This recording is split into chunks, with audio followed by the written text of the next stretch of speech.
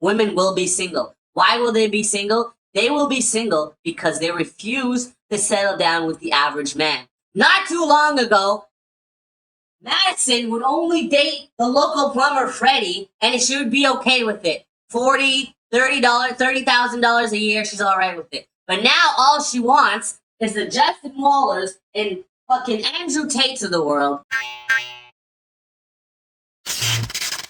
You'll go, "You're so handsome," and they just go. They look so confused to the point where you're like, they obviously want nothing to do with me. That's okay. Won't do that again. Later you find out they liked you the whole time, so what?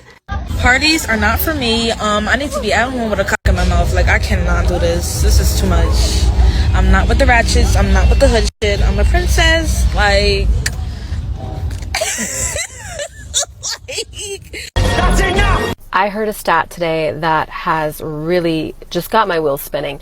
Have you guys heard that by the year 2030, nearly half of U.S. women aged 25 to 44 are predicted to be single and child? What the fuck? What's up with this video? History, up from 41% in 2018. Morgan Stanley actually published.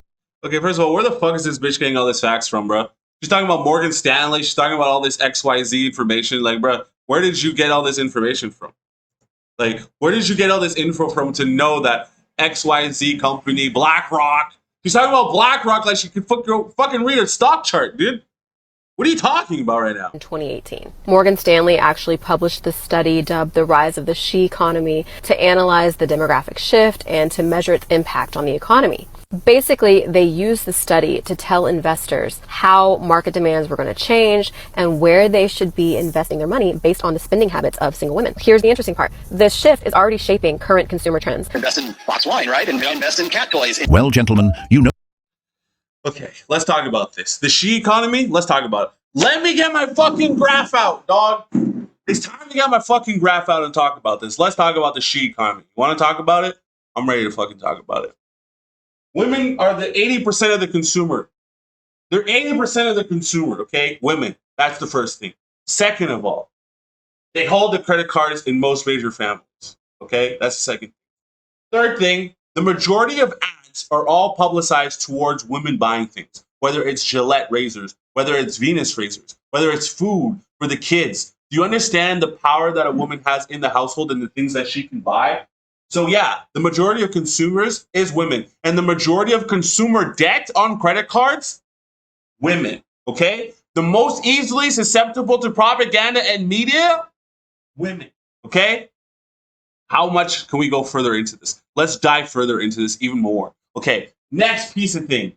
Women are stopping dating and they're not going to be in relationships by 2030, and she's 100% correct by that. Women will be single. Why will they be single? They will be single because they refuse to settle down with the average man. Not too long ago, Madison would only date the local plumber Freddie, and she would be okay with it. $40, $30, $30,000 a year, she's all right with it. But now all she wants is the Justin Wallers and fucking Andrew Tates of the world who are making hundreds of millions of dollars, and everybody wants it. Just because she has a fucking Instagram account, she believes she deserves it.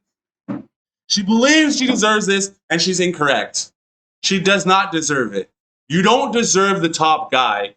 Most women are average, and they forget this. So there'll be an influx in alcohol consumption because most alcoholics are women. There'll be an influx in consumer goods like fucking cat foods and wines and alcohol and different things of the sort. So it's already happening in real time.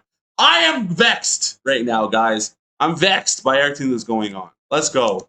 Around and wife me up because I can't do another talking stage. Like, I just can't. If I have to ask another person, how'd you sleep last night? I don't care how you slept. I'm worried about my own sleeping patterns. 50% of women will be single by the year 2030, and having been single most of my life, I think we'll do just fine. I'm curious where we're at with dinner party invitations, cat ownership, and the talk track we're all going to give the really conservative Republican men. Where are the good men at? Good men at? Well, a lot of them. They're lost in the where to find the good women. They don't know where to look because there's so many women that are promoting cheating. There's so many women that are bashing men. There's so many women that are destroying men in court that The good men that are out there that truly want to date and find that soulmate, they don't know who they can trust.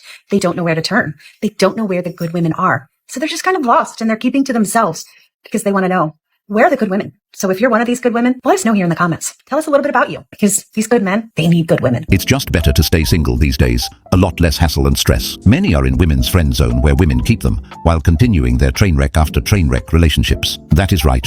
I'm not looking.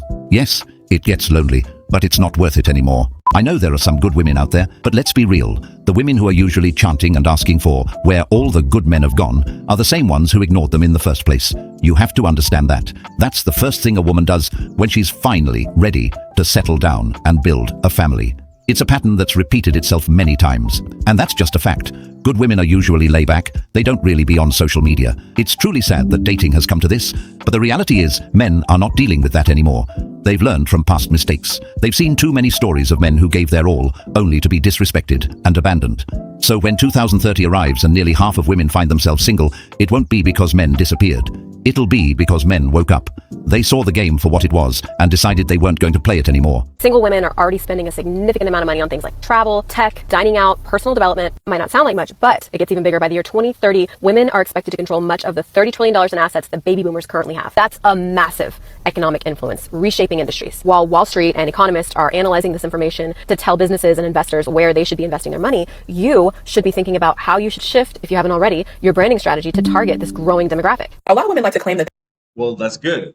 I'll get into my point after this large black lady speaks. they are single by choice in order to avoid taking accountability for their poor relationship choices. I mean, because just think about it. Put the ideal man in front of any heterosexual woman. You think she's going to choose to be by herself? No.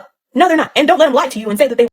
That's true. A lot of the times when women are talking about being single by choice, it's most likely cope.